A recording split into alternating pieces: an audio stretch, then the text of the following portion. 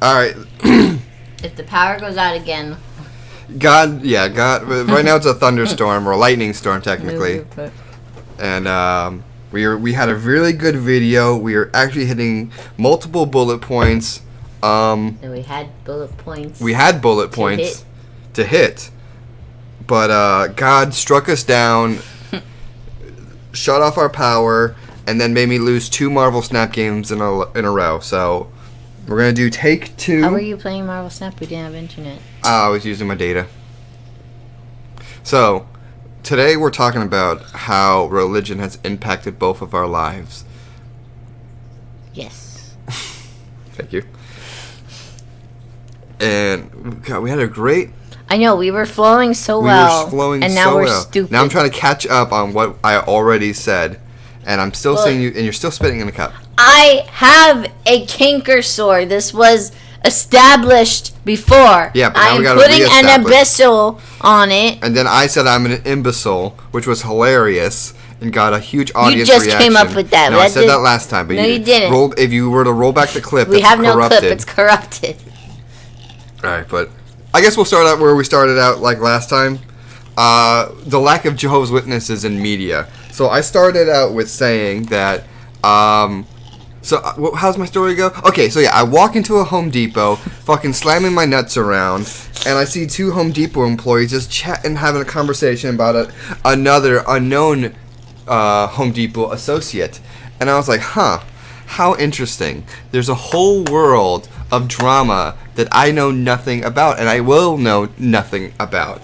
And it's like, well, what other places are like that? And then I remember that you were a Jehovah's Witness once in your life, and it's like, well... Because Jehovah's Witnesses don't get talked about a lot in media to the point where the only time they're ever referenced is media as an inconvenience. Like, the only time you ever hear Jehovah's Witnesses is like, oh, when 2 characters are having a conversation and there's a knock at the door. It's like, oh, it must be Jehovah's Witnesses. Why do you keep touching me?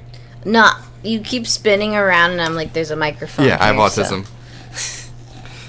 So, yeah, like, they're, like, Jehovah's Witnesses are only ever portrayed as an inconvenience, a minor inconvenience or annoyance. Like, they're like background characters, like, 2 characters will be walking in a city park and, like, you'll just see maybe them in the background just interrupting a conversation. Yeah, like, so, like, Catholics or Mormons or any other religion, like, there's all sorts of... like established lore to the point where it's like everyone knows what a Catholic is and what they believe in. Like even Mormonism is more popular than it was previously.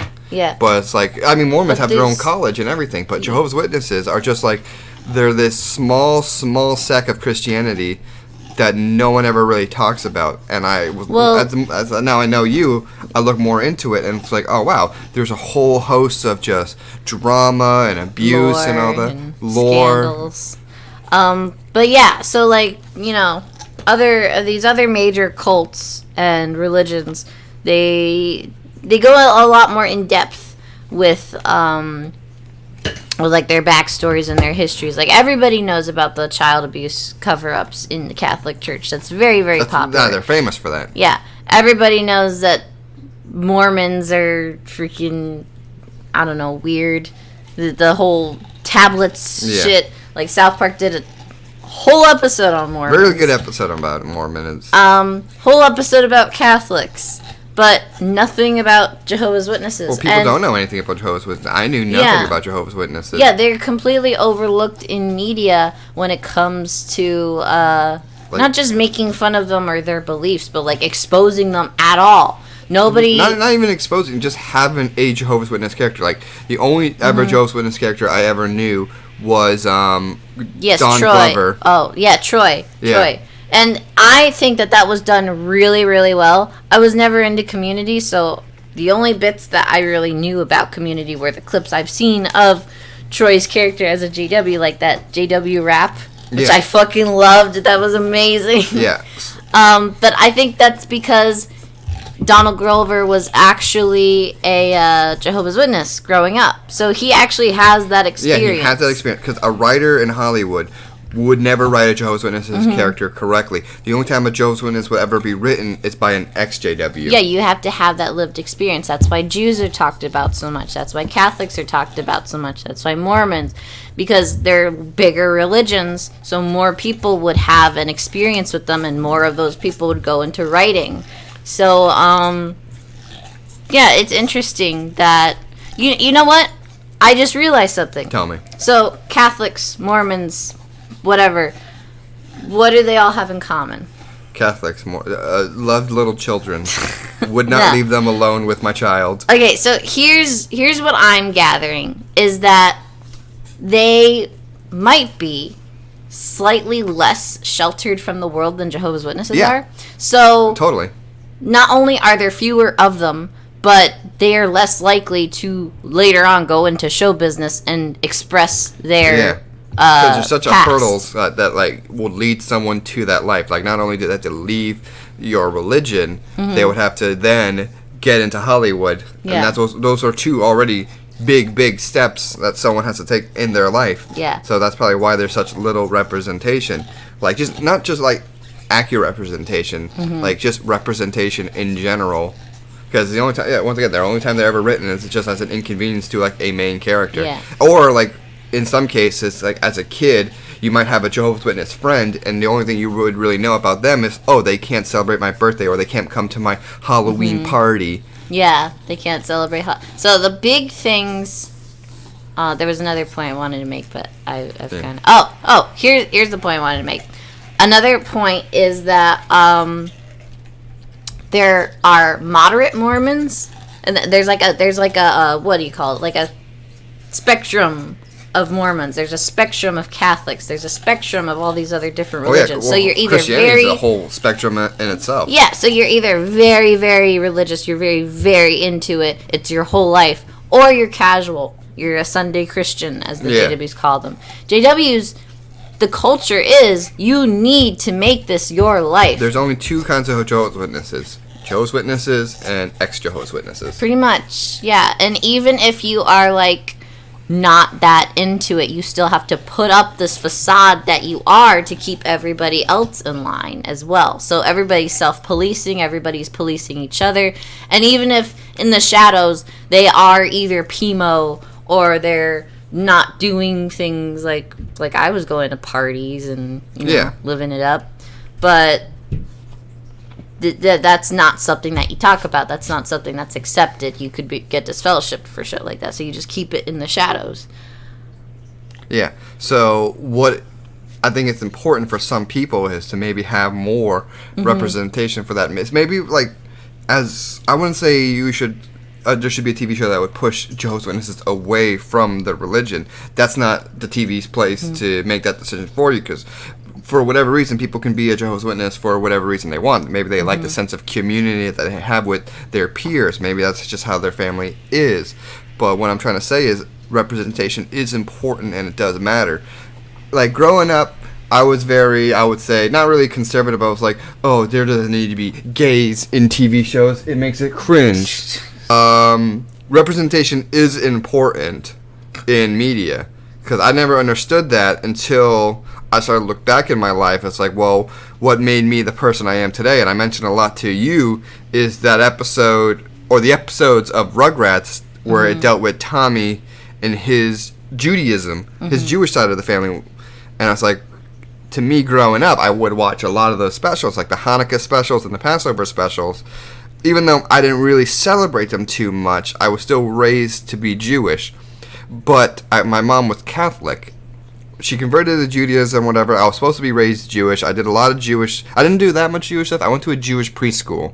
Temple Bethlehem or something. I forget what it's called. Or Bethla. I don't know exactly. But I was supposed to be raised Jewish. But I also celebrated such things like Christmas and such, which, I didn't really look too much into. I thought it was great because now I get two presents. And my birthday was also in December, so I get like 3 times the presents. They weren't good presents because you would have to, split them up within the same month. But still, to me, I didn't care. To me, 3 is a bigger number than 1. But looking back on it, it was like really important to me to have that kind of representation of a Jewish Catholic household, because to me that's how my life was, and it never been portrayed any time or anywhere in media to have Tommy celebrate both Hanukkah and then Christmas, because that was the norm for me. But when I realized that's not how other people celebrate, it's like, well, where's your Hanukkah presents? Like, I would usually get, like, maybe cash for Hanukkah. My grandmother was super Jewish, and she would always try to get me the 8 presents. They were never good presents, but they were 8 presents. And 8 is bigger than 1, so I would get 8 shitty Dollar Tree toys. But to me, I didn't care. It was fun celebrating all that stuff at the same time, and then later in life, when my dad divorced, he remarried a Jewisher woman. Like, she was hardcore Jewish. Jewisher. So I was looking more into that culture that I never really had. And then my mom went back to, Catholicism, and then she started dragging me to church, whether I wanted to or not. So I have all these people asking me questions, because I have a very Jewish name. Like, even the way it's spelled is more Jewish than others, and I realized that later in life.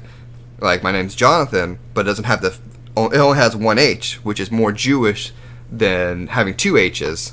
So I stick out like a sore thumb, especially with my last name. It is the most Jewish name out there. I'm not going to say it because, I don't want you stealing my fucking identity, or more importantly, my fucking RuneScape gold.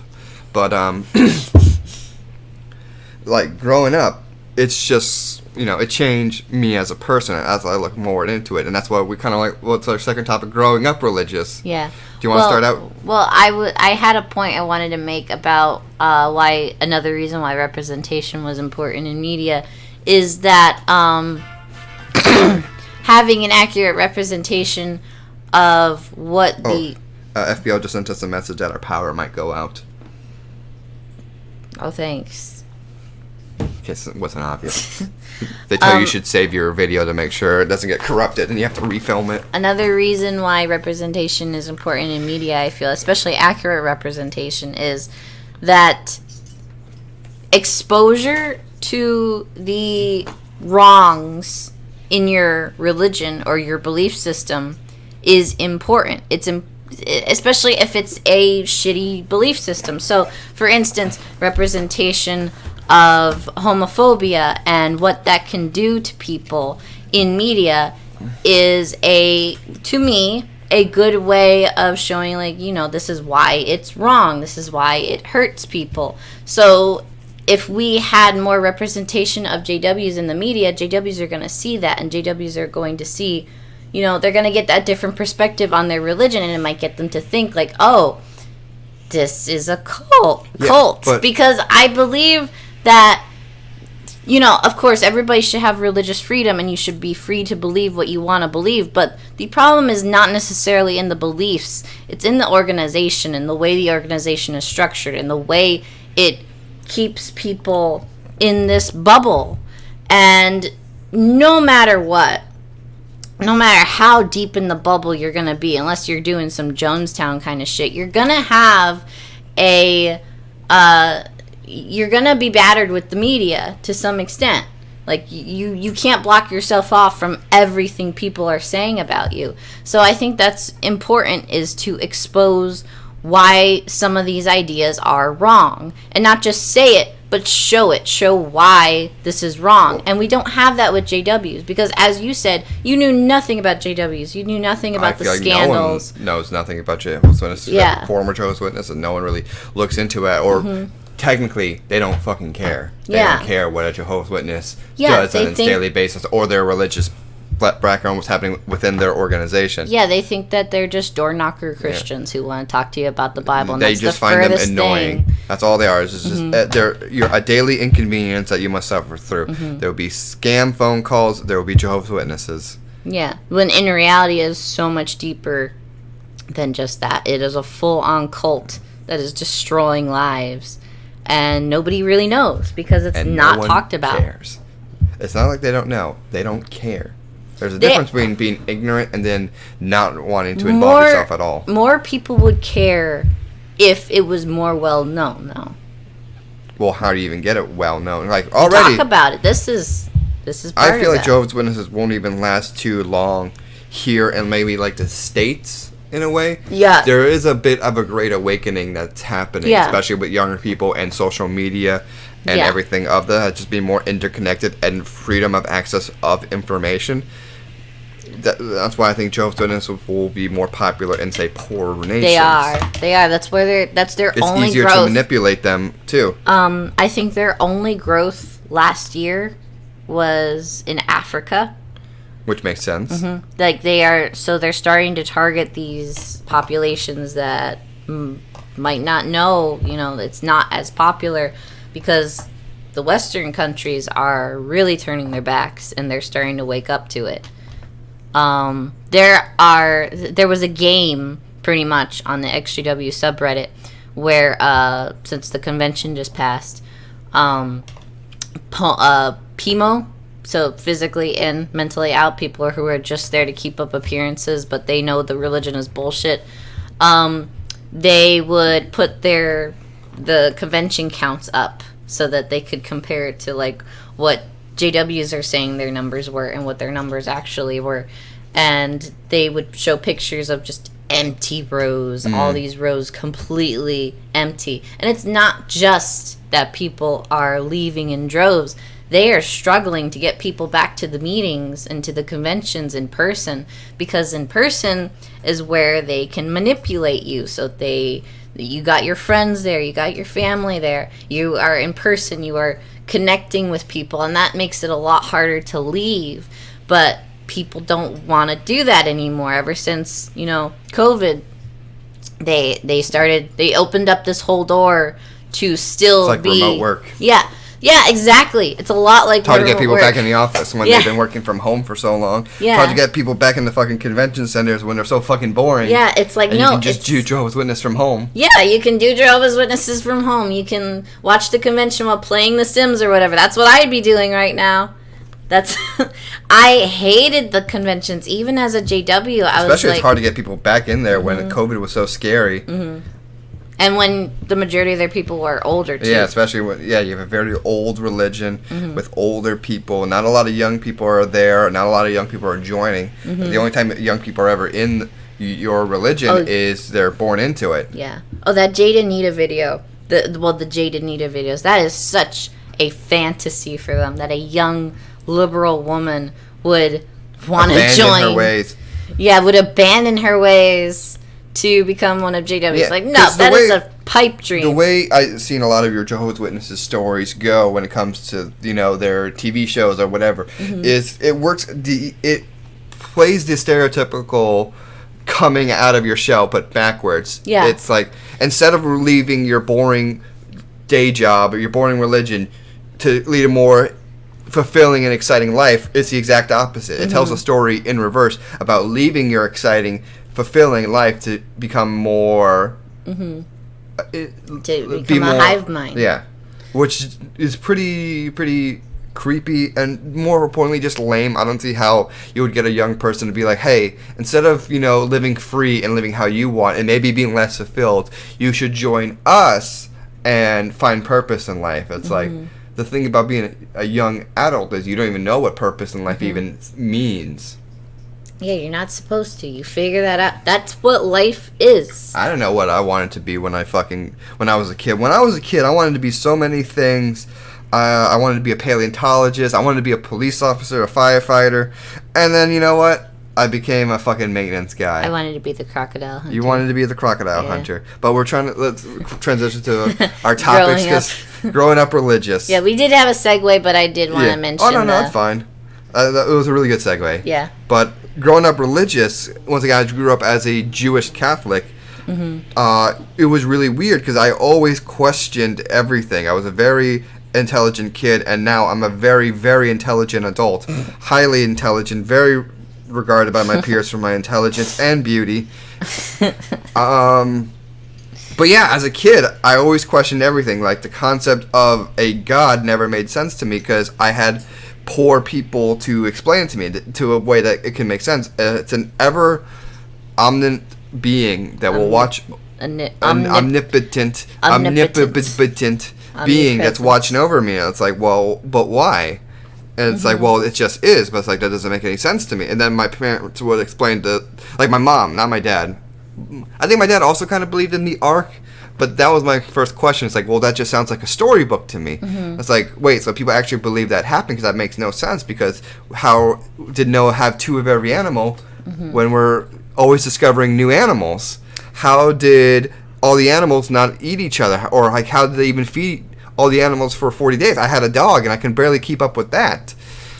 See, that's the thing with me, is that I had very similar questions, and I had very similar, like, thought, I guess thought experiments on God and what that meant for there to be a God, and, you know, how can something be omnipotent? How can it be everywhere at once? How can it be completely in control? How could it be timeless? And I would think about all these things, and I'm like, how is any of this possible? But the thing is, the difference between you and me is that for you were given your answers, but I rejected them. It's like, that still doesn't you make were sense to me. allowed to reject them. I wasn't allowed to, I would say. I would keep them to myself, but I would never try to be like, no, Mom, you are actually, Mom, that is factually incorrect. But no, like, to me, I would always think for myself. I would never look up information because I don't really have access to the computer or the internet, because I wasn't really much of a thing, but I would think for myself, like, if there was a God, why are there so many religions that worship multiple gods or different kind of gods? If there was a God, how can there be aliens? If there was a God, how can dinosaurs exist? Because the Bible said the Earth is only 6,000 years old, but now there's dinosaurs, which throws a wrench into the plan. And my mom is just like, well, God works in mysterious ways. I'm like, well, that's not an answer to me. Like, I was even questioning Santa as a child. It's like, well, how can Santa do this all in one night? What about kids who don't even celebrate Christmas and all that? Like, the way religion works is the world needs to be a lot smaller than it actually is, and it's a big world out there.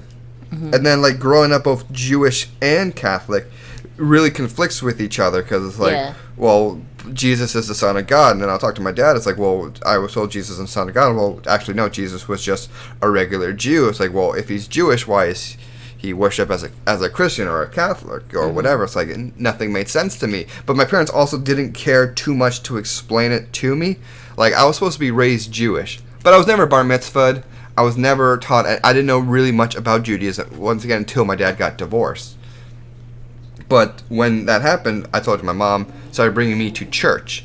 I fucking hated church, because then, once again, didn't make sense to me. I didn't like the people that were there in the church. It was a big mega church too, like a Christ Fellowship. I think it actually was Christ Fellowship, which is just like the target of churches.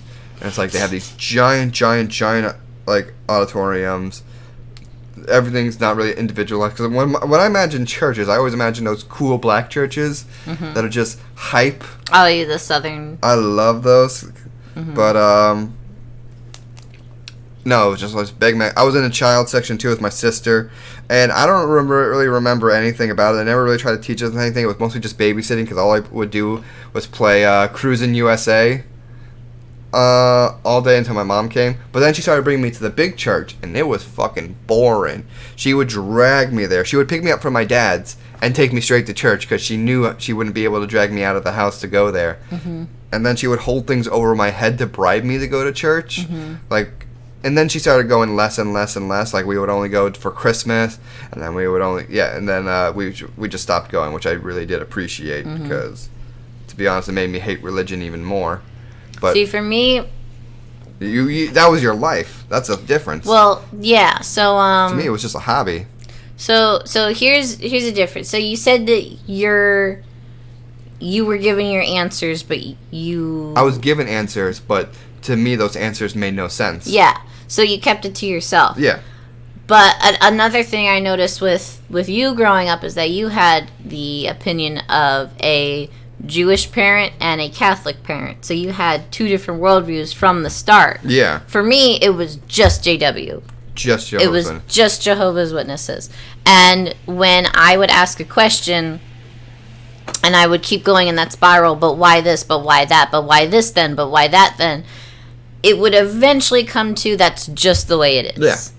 And which is a very easy answer, old people like to give. It's like, that's just the way it is, just accept it. It's like, but we can't accept it. We can't, we're not that kind of generation anymore. We can't just accept whatever you give us. Well, then, for me, it was a little bit opposite with you.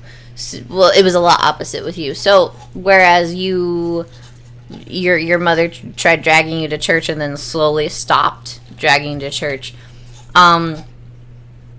for me, we were not strong Jehovah's Witnesses when I was a kid. I was, for the most part, allowed to be a kid. I was allowed to be a regular kid. But with that background of, oh, by the way, Sky Daddy's watching you, Armageddon, etc., all of those fears piled up on me. And I had the Watchtower literature on top of that. Hold on. And I had Watchtower literature and the media, the Watchtower media and whatever, reinforcing those background beliefs for me, so that once I became a teenager and my mom started taking things seriously, all of those building blocks were already behind me. So even though we weren't zealous, and even though my dad was an apostate technically, I still maintained my beliefs, because those were my beliefs. That was what I was raised with. I didn't really have anything else to go off of. So as I got older, we started taking it more and more seriously. At 16, I was baptized. I was on my way to pioneering. I was taking things very, very seriously. So I was completely drenched and ingrained in it for the majority of my teenage years. I was ingrained in the entire culture of being a Jehovah's Witness, to the point where it was the majority of what I knew. And my only outside source was through my apostate father, who the moment he started talking anything about JWs, it was just a switch that I could turn off and drown him out completely. And he made valid points. My dad, he made a lot of mistakes in his life, but he made very valid points when it came to Jehovah's Witnesses. All make mistakes in life. It's part of life. Do you think, looking back, would you be allowed to, say, watch a Harry Potter movie? No, and I wasn't. Were your parents like that? I wasn't, and that's part of the upbringing. Was that self-imposed, or was that imposed by your parents, though? Both. Huh. So Christmas specials was a big one for me, because even as a kid, I was like, oh my god, Christmas is so pretty. I loved all the Christmas songs. It's a very cool aesthetic. I loved Christmas time. Especially if you weren't allowed to celebrate, it would only make you want to do it more. Oh, it made it so tantalizing. Halloween I didn't really care about. Oh, I love Halloween kind of freaked me out, and I wasn't into candy. And I wasn't, I could dress up any day of the year, I felt. So Halloween, I didn't feel like I was missing out much on. As an adult, I'm like, I really wish that I would have gotten to go trick-or-treating. That sounds so fun. And I see, it represented in media and whatever, kids going trick-or-treating. I'm like, man, that's an experience I will never have. I could have kids and I can bring them trick-or-treating, and I guess I can experience that through them, but I will never be a kid again experiencing that. You only get one shot being a kid. Yeah, so that was completely ripped from me. And you feel robbed, right? Yeah. And Christmas magic, that was something that I could have experienced as a kid, and I can't now, because now I see the commercialization, I see the corporatization, the capitalism, we still celebrate, though. It's still fun. Yeah, we do. And we celebrate in our own way. Especially now. We're not even doing the presents this year. I feel like that's going to be really good for us. Financially, at least. Financially, too, yeah. I still kind of want to wrap gifts, just because I find wrapping gifts fun. Oh, and I find making the gift. Giving gifts is a lot of fun. Picking something out for your friends just to see their reaction is a lot of fun, and that's what Christmas, I think, is about. It's about your friends and your family. Yeah. That's why we try to do something with our friends and family. We don't really get our friends too much expensive shit. We'll get a $5 Topanga t-shirt that we found at Five Below, and it's like, oh shit, what the fuck? Why'd you give me a Topanga t-shirt? And now it's a joke. Yeah. Topanga. That's the whole thing. That's what I think Christmas should be about. Not really Jesus anymore. First of all, no cartoon that does a Christmas special even mentions Jesus. Well, they can't really. Yeah, it's just Santa, we gotta save Christmas. I can't think of one that would even mention Jesus off the top of my head. Not for kids, but adult cartoons, yes. Yeah, because I think a lot about the Christmas specials growing up. One of my favorite ones is the Codenames Kid Next Door Christmas, because it's just a reference to X-Men. Xmas Men, that's what it was. See, as a kid, I was not allowed to watch Christmas specials. I remember, again, even though my parents weren't going to meetings, even though my dad was pretty much an apostate, I was still not allowed to watch Christmas specials. And so I self-policed, when it came to stuff like that. If a Christmas special came on, I turned it off. If a Halloween special turned on, I turned it off. There are the SpongeBob Christmas special. I never watched that until I was an adult. What? And I love SpongeBob. That was a great one. The first Christmas special. It's one of the best episodes, too. Yeah, so I could not. And what's funny, though, is if there was like an Easter thing or a St. Patrick's Day thing or something more minor, I guess not one of the more major holidays. April Fool's episode. Yeah, if it was shit like that, I could watch it. But if it was Christmas or Halloween, those were the big ones. Can't watch it. And those are really the only ones that people... Oh, and Thanksgiving. I was allowed to watch the Macy's Thanksgiving Day Parade. We usually went to a family's house for Thanksgiving. That's kind of the one thing... But you wouldn't have a Thanksgiving dinner, but you would have a dinner. Mm-hmm. Yes, we would have a dinner. And it wasn't until I left that I... It wasn't until I... Not until I left, but until I had... gone to my stepmom's family for Thanksgiving the first time. That was my first time experiencing an actual Thanksgiving dinner, the actual prayer and everybody eating together. Because for me, growing up, going to a JW's house for Thanksgiving, it was okay. We put on the football and we put on the Macy's Thanksgiving Day Parade and we eat, and that's it. There was a JW prayer, of course, because there always had to be. Or you prayed for yourself or whatever. But it wasn't a Thanksgiving dinner. We didn't eat together. There wasn't decorations or whatever. It wasn't a celebration so much as just a gathering or an excuse to gather. And that's how it was explained to me. That's why it was okay, was because we didn't celebrate, even though we were celebrating. See.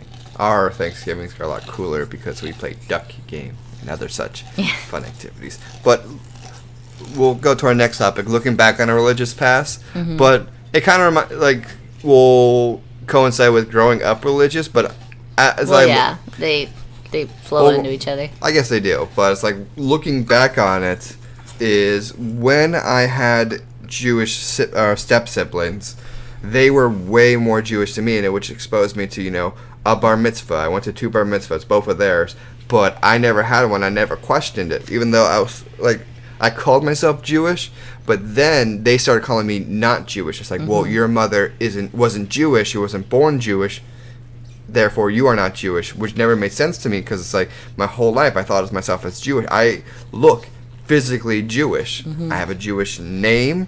I know all the Jewish culture. I'm even from New York, where Judaism originated from. Wait. So, an interesting thing that I feel like I didn't get the chance to mention, but I wanted to mention before, was the overlap, which actually we're going to get into that in the next one. We'll save it then. Okay. But, so as I was growing up, I had I think it was around high school, or maybe middle school. I think it was middle school when I started to reject religion and had a really edgy atheist phase. I wasn't too edgy on the whole atheist phase. It's I started rejecting God because I was that's cool. I'm a badass because I don't believe in God. I felt like Shadow the Hedgehog. But I remember when my dad found out, I think I put atheist on my Facebook religions info, and he got really, really upset at me. Cringe. And it's well, no, you're Jewish. I'm but I know nothing about Judaism. I don't even know what Jews fucking believe in, honestly. You never explained to me what the whole, because I can tell you what Christians believe in. God is real. Jesus was the Son of God. He died for your sins. Shenanigans ensue. But it's what the fuck do the Jews even fucking believe in, Dad? Because all I know is you put lamb blood on the door so God doesn't kill your firstborn. that's not really much of a religion, Dad. Like, I don't really know anything about... I just know I really like Reubens, and my grandmother makes really good potato pancakes. Like, you never taught me anything, so how am I supposed to believe in Judaism when I know next to nothing about the actual belief structure? I just know the traditions that you do. And it's like, oh, okay. But I just remember he got really upset with me, because it's like, well, what would your grandfather think? And it's like... To be honest, I don't care what he thinks, and I don't think he cares either. Like, I'm still Jewish, and that's why I always say I'm ish, because the thing about Judaism that a lot of people don't know is it's one of the few religions that's also a race. So I will always be Jewish, but I'm not Jewish. Like, as my mother or stepmother always said, is if Hitler were to ever come back, I wouldn't be spared. I'm like, okay. What? Like, I don't know what to take away from that, because like, I guess she's saying that it's in your blood, so he would still hate you. Yeah, exactly. Which, didn't make sense to me as a kid, because it's like, well, I'll just explain that I don't believe in Judaism. But it's like, no, it's because the Jews are more than just a religion; it's a race of people, which I really find very interesting. Because, sorry, no, I'm just gonna say that even though I work at a hotel that's in a very heavily Jewish population. Boca Raton, maybe you heard of it if you're Jewish, but that's usually where you end up to go. That's like, so you go from New York, and when you're old, you go to Boca Raton to die. It's God's waiting room, pretty much. But there's a lot of old Jews. I meet a lot of Jewish people from Israel, like hardcore Jews, and they know just by looking at me that I'm one of them. And they mention a lot to me, like, I can't have you helping me on Saturday because that's the Sabbath, and I wouldn't feel right making you work. Like, is your mother Jewish? And I'm like, no, she isn't, sir. She was, she converted to Judaism, but I don't think she actually converted. I think she just said she converted, just to make things simple, because, my dad being a Jew, being raised Jewish, you don't marry outside of Judaism. The fact that he married a Catholic woman really probably shook things up, especially for my upbringing and my sister's upbringing too.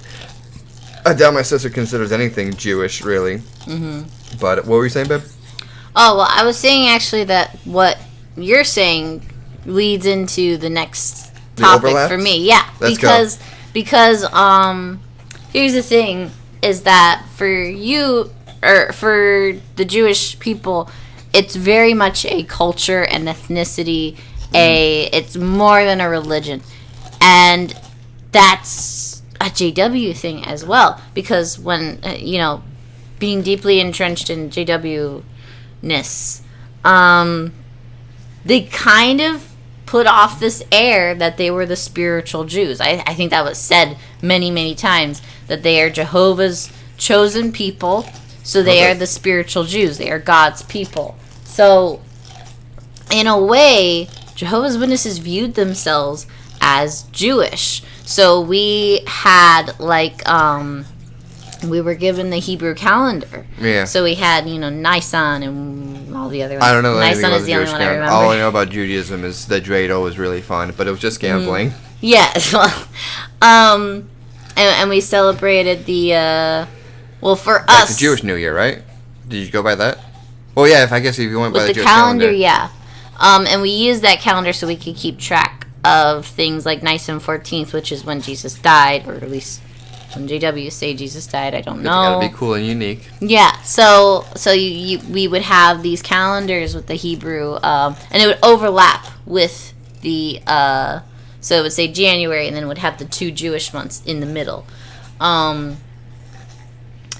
So that's part of where was I going with this? The overlap? Yeah, so the overlap is there, and in fact, what was it? What was his name? Rutherford was famously anti-Semitic and really tried to... Yeah, he tried to really butter Hitler up. Oh my gosh, it is... Really trying to get in bed with them, just in case, just in case the Germans win. I respect that. Yeah, dude. You got to keep your options open. No. He came down hard. There was apparently a convention he held where there was swastikas everywhere. Yeah. Which, thinking back to that now, is holy shit, I imagine walking into a JW convention, there being swastikas everywhere, and our fucking Stephen Lett is like, we need to, Hitler, Sure. We're cool. We like you, please spare us. It's like that Always Sunny episode. It's like, I play both sides, that way I'm always on top. That's what it feels like, but looking back and looking even now, like they really want. Jehovah's Witnesses will ever mention that in any of their. Heck no. That's probably like a very embarrassing that's past. the thing. They want to be considered the true Jews in a way. That's why they had that Purple Triangles movie, which was all about JWs and the Holocaust. When I was a Jehovah's Witness, I thought that the Jews and the Jehovah's Witnesses were the exact same in the Holocaust, that they went through the exact same things in the exact same ways, and they were hated just as much as the Jews because they were God's people, and that's how it was taught to me. So that's what's interesting between you and me, I think, is because I come from a background that believed themselves to be spiritual Jews, and so that was our culture as well. Not Jewish culture, we had our own culture. You didn't smack down on a hot Reuben and side of matzo ball soup. No, I wish we had. You know what? I wish we had JW JW food, I guess, because some people. I took you to a real Jewish deli. Oh God, that place was smacking. We'll go back there. Yeah, the only JW recipe I can think of is the stupid bread, the unleavened bread. That had to be made by someone in the hall, and they had instructions. It was usually made by a woman.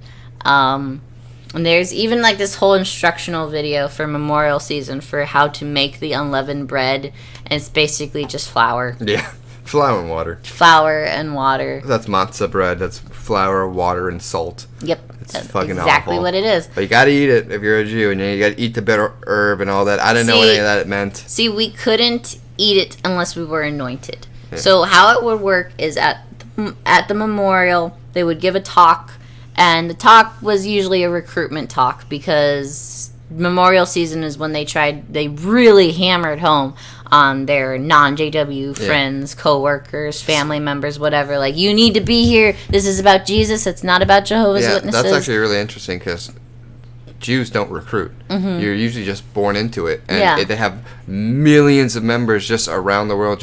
Well, first of all, Jewish families are big. They love to have a lot of children, probably because they can financially support them. Mm-hmm. But well, another thing is the marriage. Yeah. So you're only allowed to marry other JWs. Well, you're only allowed to marry other Jews, and usually it would be a man who would marry sometimes an un-Jewish woman, and then she would convert. It's very rare that a Jewish woman would ever marry a non-Jewish man. No way their father would ever approve of that, and Jews have a very close, tight-knit family. Mm-hmm. For JWs, it's the opposite. So, man or woman, whoever you're dating has to be number one, the opposite sex. Mm-hmm. Number two, dating culture was really weird in JWs, by the way. I don't know if we can get into that right now, but it was really, really weird. That sounds like a very interesting topic. Next video.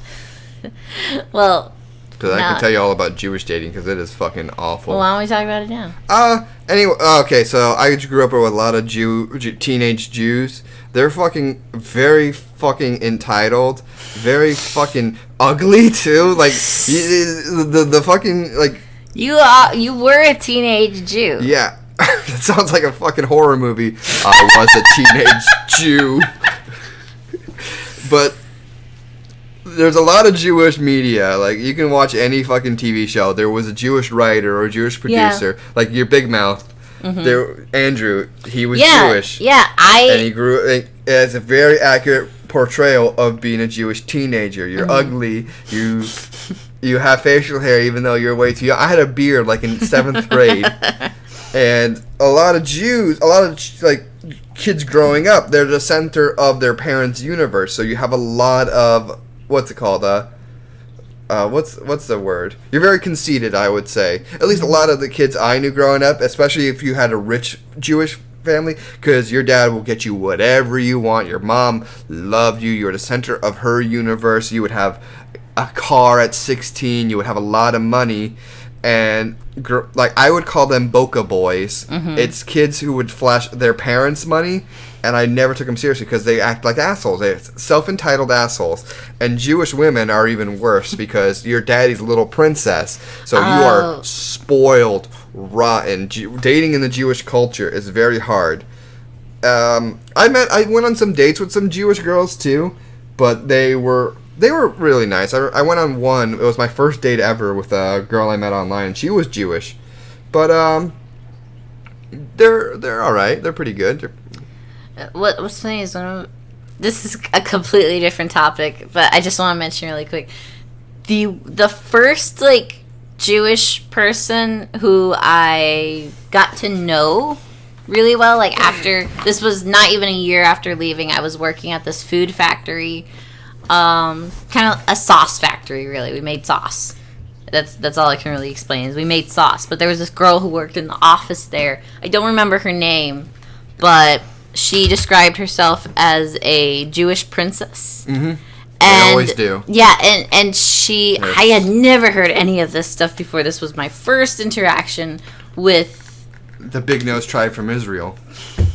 Well, now I have to cut that out. No, that's fine. It wasn't my first interaction. I was surrounded by Jewish people when I worked at the retirement home. Yeah, V. Yeah. So you were around the old Jewish folks. Yeah, that was older ones though. This was a young 30-something, and I'm not saying this is because she was Jewish, but she was insane. She was insane, and she would. I guess she was the daughter of some bigwig, like some important guy who she would never mention to us. She'd be like, "He will kill me if I tell you who he is," which I don't know whether to take her seriously at that point or not, but. I know she came from money. In the mafia, they had some Jews in there. Maybe, I don't know. That was a safe place for a Jew to be. But I remember her saying, like, back in her party days, she'd get pulled over by cops and shit. And while she's being dragged away, she'd be like, "Do you know who my father is? He's gonna have your heads!" And she would talk about this stuff like she was proud of it. Like she was proud of name-dropping her dad to get out of... That's a Jewish princess. Yeah, she was very... And what's funny is she kept trying to get me to go to, like, her AA Christian group with her. Oof. And I was like, I don't want to. And she kept hammering on me, like, you really gotta go. It's really, really awesome. You know, praise Jesus and all this. He helped me get over my drug addiction. And I was like, okay, good for you. I don't have a drug addiction, so... But, not yet. Not yet. I just wanted to mention her really quick, because when you mentioned entitled Jewish women, that was the first thing that came up in my head. Once again, it's not all Jewish people. People are people. People are people. I'm just saying, I had a lot of interactions with a lot of Jewish people growing up. And now, my interactions with the older Jewish population in V was fun. The majority of them, I loved them. Very cool people. They were awesome. Sometimes they can be, I would say, the stereotypical Karen in a way. I knew one of those. The thing about Jewish people is you just have to be nice to them. Yeah. Just say, hey, tell me a story. They'll sit you down and they'll talk to you for an hour or more. But there was this woman. Her name was Mrs. Goldberg. A very Jewish name. She was so mean. She was so cruel and mean to everybody. And she loved me because I had this, I was trying to be a good JW girl. So I was super, super nice to everybody. I was obnoxiously nice. I would bend head over heels for anybody if it meant that I represented God in a good light, because that was my whole air, was I need to represent God. I am a representative of Jehovah's Witnesses. That's how you go through life as a Jehovah's Witness. Every single thing you do, every interaction you have could lead somebody to becoming a Jehovah's Witness. So you had to be a good witness. You had to be a good person. And she loved me because I would suck her dick. Sometimes that's all they want. And Because that's what they're used to. They're used to getting everything that they ever would want. And she would. Their husbands would give them whatever they want. Their parents definitely would give them whatever they want. And when they've in an environment where they don't get whatever they want, they don't know what to do. That's because that's what they're just used to. Yeah. Sorry, I didn't mean to interrupt you there. No, it's fine. But she, yeah, they would always put her with me because I was the only one who could handle her because I just didn't throw anything back at her. I had the same thing happen at my job. They my first week at my new job doing my maintenance stuff is they threw me to the wolves to this mean old lady. And when I went there, I just had a conversation with her. And she's like, you know what? She said to me, you're all right. I'm sorry. Like, everyone else here, they're assholes, but you're all right. I didn't even fucking say anything. All I did was listen and agree with her. And that's all they want. They just want to be in their world and their world to be right. But some people are just so stubborn that they push back. And it's like, you know what? Just give these people what they want and they'll be happy. But it's like one more transition I want to do is at my job, which, you know, really did open my eyes to Judaism in a more sense, is I don't make any sense as a Jew. It's like, and whenever I tell people I'm Jewish, like, what are you doing blue-collared work? Whenever I think of a Jew, I think of someone, you know, a lawyer, a business guy, or whatever. It's like, well, why are you the way you are? It's like, well, do you ever hear about the Jews that fall through the cracks? It's like, well, I guess not. It's like, because I was talking to this, he was a really cool guy. He was an older black gentleman who was there doing some work on our roofs. And he was staying at the hotel, and we'd always have conversations at night, because I worked a night shift and there wasn't a lot to do. And when I told him about this, like, oh man, I did a lot of work for Jewish people. I did a lot of work for their children. I did a lot of work for their children. Never have I ever met anyone like you. And I was like, well, why is that? I was like, well, I came from a Jewish family who didn't have a lot of money, which is, you know, not something you really hear of. Whenever you think of Jews, you think of rich, you think of money, you think of influence. And it's like, well, it's a stereotype. It's a stereotype. And it's like, it was a big awakening moment for him as well. It's like, huh, well, that's really interesting. It's like, was to me as well, because to me, I am who I always been for my whole life. I met a lot of Jewish people. I had a lot of Jewish friends growing up, a lot of Jewish family members. All of them were very well in life, but it's like me, I didn't even go to college. I dropped out of college. I'm not a very intelligent man, contrary to popular belief when it comes to like book smarts. I can't do a job that would require me to sit down to smack a computer all day. I like working with my hands. I do blue-collared work. And even when I started my first job as a blue-collared worker, and it's like, what, a Jew? And it's like, yep. A Jew. Yeah, because it's so out of place. It's crazy. It's like, well, it's not like we're all robots destined to do one job. It's like, here I am, making the most I have in life. And that's me. Yeah. And that's another thing is the spectrum. I don't know if we discussed that or not, but the spectrum between of Judaism, which is an interesting spectrum because it's different. There is a lot of different kind of Jews, yeah. Yeah, it's a different spectrum from Christianity or Mormons or any of the other religions, because if you're a Christian, you could be African American, you could be Caucasian, you could be Asian, you could be any ethnicity or race, and you could be a Christian. So many like bubbles when it comes to Christianity, because you can go to like, you're a 13-day Baptist, and then you're a Mormon, and then you're a Catholic, and then you're, you know, evangelical or whatever. There's 13th day Baptist. I don't fucking know. There's you mean Seventh-day Adventist? Whatever. Once again, I don't know about this bullshit, but there's so many ways to be a Christian. There is. But it's like when you sorry. No, go ahead. But with Jews, it's a different spectrum, because you could be ethnically Jewish but not religiously Jewish, or you could be religiously Jewish and ethnically Jewish, or you could be very deeply entrenched in the culture. Very hardcore Jewish or lightcore Jewish. Like, yeah. They're like, when you think of a Jew, I just think of a regular man. But then I meet actual like Jews, and they have the big beards and the curly sideburns and the funny little hats and such. And it's like, okay, so they're hardcore Jewish, and then there's more people who are more Jewish than others. It's like, well, they don't, once again, they don't work on Saturdays, or they don't eat pork. And it's like, well, and then there's people like me who don't want anything to do with Judaism, but will always be Jewish. And you, like, no one will look at you and be like, you're a Jehovah's Witness. I know you're a Jehovah's Witness because you have the Jehovah's Witness titties. But me, it's like the Jews can sniff me out. Like, they immediately know everything about me. Yeah, you look ethnically Jewish.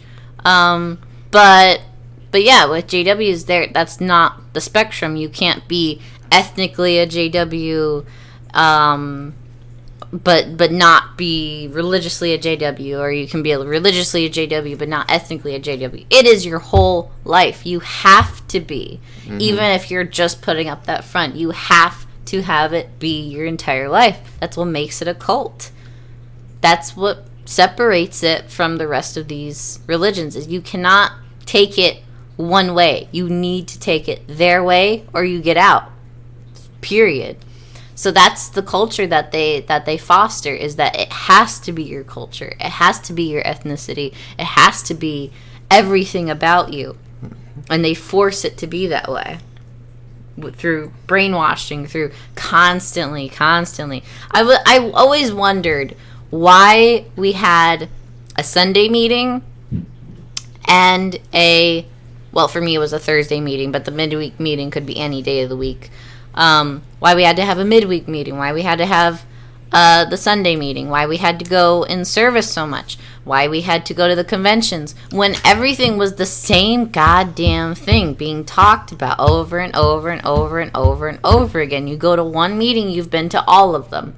They discuss the exact same things, slightly change them around, sometimes focus on one topic more than another, but for the most part, it was all the same thing over and over and over. And I always wondered as a JW, why is that? And they would always say, like, oh, well, it's so that you don't forget. And I'm like, I'm not going to fucking forget. You've been telling me the same goddamn shit since I was born. Like, it's the same thing. You're telling me the same goddamn things. Now I'm looking back at that like, oh, that was brainwashing. That's called brainwashing. They wanted me to be brainwashed. You tell someone the same thing again and again and again. Whether it's true or not, they're going to eventually start to believe it. And it's going to become harder and harder and harder to break that chain and think differently. I guess we'll end this on a question now. We've been going for about an hour. So we'll end on a question. Looking back on it, would you change anything on how you grew up? Do you think your experiences made you the person you are today? And would you change that? I would not. Even with all the horrible shit? Even with all of the horrible shit I've been through. Even with, the abuse, with the anguish I went through, with the nights spent up crying over my mere existence, not understanding things, with the pain of waking up to the truth, with the pain of realizing I had wasted so much time in a religion, in a cult that still had its hold on my family members. Even with all of the stress my family put me through, I would not change a single thing, because now I have a platform where I can help other people going through that exact same thing.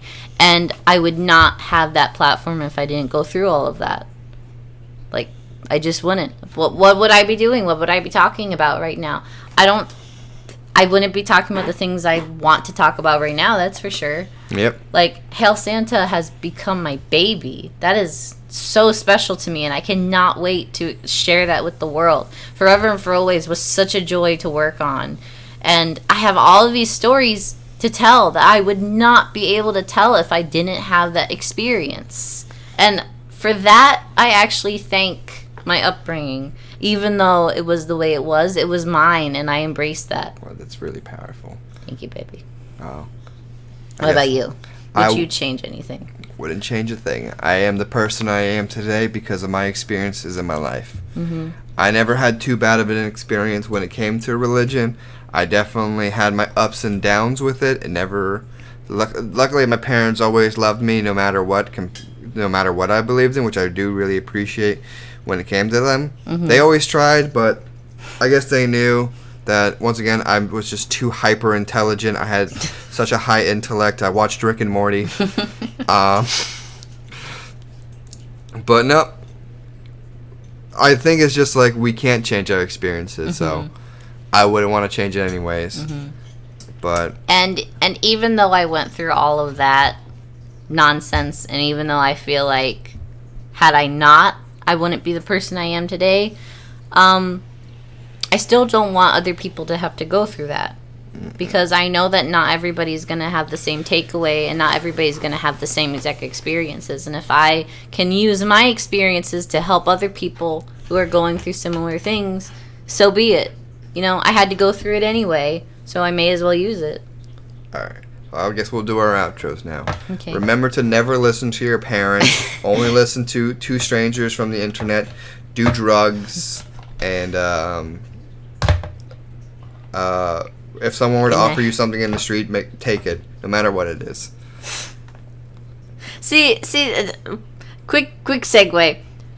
When I was a JW, I was told, like, everywhere I went in the world, there would be someone on a corner offering me weed. I wish. And that is not the case, and that's the biggest disappointment. In this economy? Yeah, in this economy. I never get offered weed. I never get offered anything. Not even alcohol. Not that I like alcohol, but I don't get offered shit. I don't get offered sex. I don't get offered drugs. I don't get offered anything that they said that I would get offered. And that is a big disappointment. That's a letdown. Remember, do drugs, skate fast, disrespect authority, and always question your existence in the universe. Well, now the last two I heavily endorse. All right. Always and now disrespect for our authority. outro song. Ah. Wake, love, lift us up where we belong. I was hoping you would end the video. Okay.